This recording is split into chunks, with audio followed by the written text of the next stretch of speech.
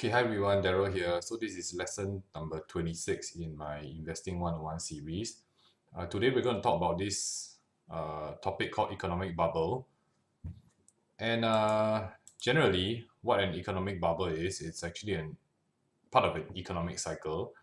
So it's actually the rapid escalation of asset prices followed by a contraction. And asset prices can be anything. That means that it can be like equities, which is uh, on the stock market. It can be property prices, or it can be maybe an asset, a digital asset like Bitcoin. Okay, so a surge in asset prices ahead of fundamentals and driven by exuberance is an economic bubble. So if let's say property prices are going up faster than fundamentals, like whether the economy is doing well, if let's say the economy is not doing so well, but property prices are still going up as quickly as or quicker than they should be, then that's an economic bubble. If people's wages don't rise as fast as property prices, and in fact, property prices rise so much faster um, than people's wages uh, or the strength of an economy, then definitely that's a property bubble. So when a property bubble bursts, we won't know, but we just know that we are in a bubble. So this is a bit more technical. So I come from an economics background, so I look at economic models, and there's actually an economic model by this economist called Hyman Minsky, and there's 5 stages of a bubble. So the first stage is actually displacement, which means that uh, uh, like the general public, we tend to identify or realize that there is a new thing in the market. Like for example, it may be low interest rates, or it may be the invention of a new digital asset like Bitcoin. Okay, then after that, and basically this catches our attention, so we go into this particular asset. I'm not saying that Bitcoin is a bubble. I'm just saying that I'm just using it as an example of a new technology. So we may move into this technology or this new situation, and it catches our attention, and then we move into it. So like for the past 10 years, uh, interest rates have been, in my opinion, artificially low. So uh, because of the low interest rates, it has caught our attention, so we move into it. So next is that boom. So because of the low interest rates, property prices and asset prices, like borrowing on stocks, uh, or borrowing to purchase property, all these are a lot cheaper. So what happens is that people buy a lot of properties, or they buy a lot of stocks on borrowed money, and then after that, asset prices start to rise.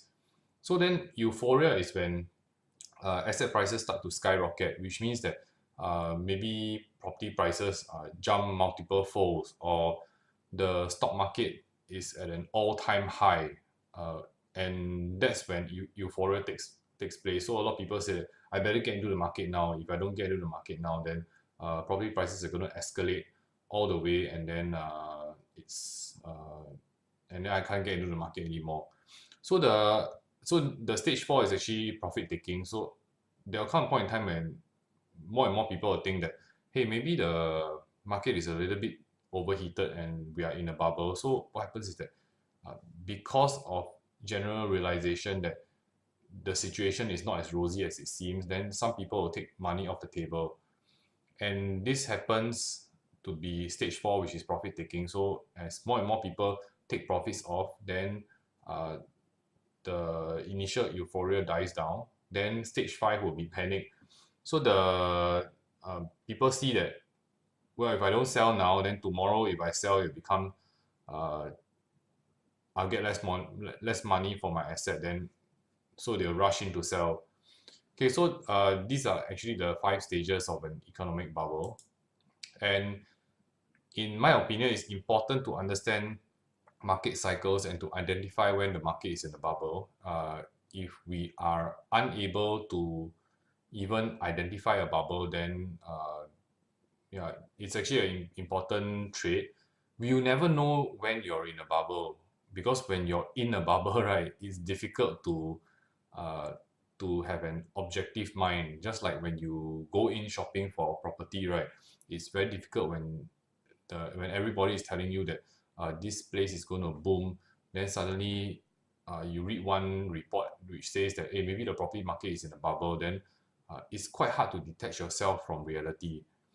Okay, so there are many bubbles throughout the course of time, and the most recent one is actually the housing bubble. So in the US, the main reason why we had the last financial crisis, that was in 2007 and 2008, there was actually a housing bubble. So the US home prices appreciated way more than the fundamentals. And what happens was that a lot of banks, insurance agencies, and generally the whole economy was actually driven by this bubble. And the bubble eventually burst. So when it burst, right, it had global repercussions, and Singapore was not spared as well. So in 2007, 2008, the housing bubble was pretty bad. Then there was the dot-com bubble. So a lot of the technology companies, they had inflated asset prices. Then the bubble burst, and then their prices actually went all the way down. Uh, of course, now we don't know whether we're in a second dot-com bubble. The the technology firms on the Nasdaq is some of the valuations are pretty high. Yeah, so we will never be able to always correctly predict when we are at the peak of an economic cycle, but it's important to understand that bubbles do happen, and even the most intelligent people around the world, they fall prey to bubbles. So it's important that when we are investing, we try to understand bubbles so that we will always be wary of market cycles, and then when we make investment decisions, we tend to make it in a more balanced uh, way rather than always to think that asset prices will always go up in a straight line. Yeah, so that's all from me for this lesson, and I'll see you at the next video.